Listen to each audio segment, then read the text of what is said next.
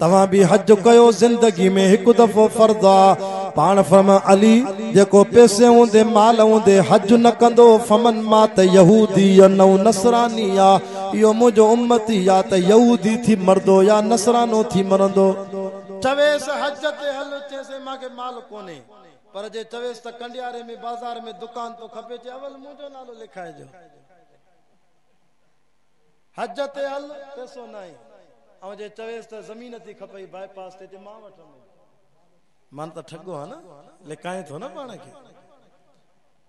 हिकड़ो मुल्क आ लबनान गालिबन इहो या ॿियो मुल्क आ उते शादी कराईंदा त घोट कुंवार के निकाह नामे में इहो शर्त लिखाईंदा त शादीअ खां पोइ तव्हांखे जल्दी पहिरों हज करणो आहे। अक्सर तव्हां सोशल मीडिया ते मोबाइल ते टेलीविजन ते हज ॾिसो न हज में तव्हांखे उन मुल्क जा जवान नज़र ईंदा बाक़ी असांजा पाकिस्तानी ऐं हिंदुस्तानी कुल कुराड़ा नज़र ईंदा जेके शैतान खे पथरी भी सही न हणी सघनि। असां वटि गुनाह करे करे करे करे जे पोइ कुराड़ो थिया पोइ हज कंदुमि पोइ पाण खे बख़्शिराईंदुमि। अरे मौत त जवानी में अची थो सघे। खबरदार अल्लाह पैसो ॾिनो थी वञ हज करे आ। नबी से फरमाया जेको हाजी हज करे मोटी तो अचे हज मबरूर अल्लाह वटि कामयाब थी वियो। इहो गुनाहन को ईअं तो पाक थिए ॼण माउ जे पेट मां न जायो। हज एड़ी अहम इबादत आ ये पैसा तुझा रायगान नाइन 10.5 लाख 13 लाख जेके तुझा खर्च थींदा उते रियाल भी पाण फरमायो हाजी घरों निकरे वरी महीने बिन जो राशन घर ॾेई वञे वरी हज करे मोटी अचे इन सॼे रस्ते में जेके पैसा ख़र्च थिया क़यामत जे ॾींहुं अल्लाह ताला इहे भी ताराज़ीअ में तोरे सदको करे हाजीअ जो नेकियूं वधाए जन्नत ॾेई छॾींदासीं।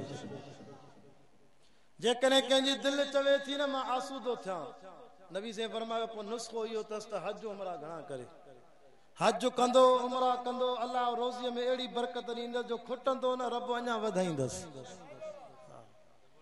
डबल करे अल्लाह ॾींदसि।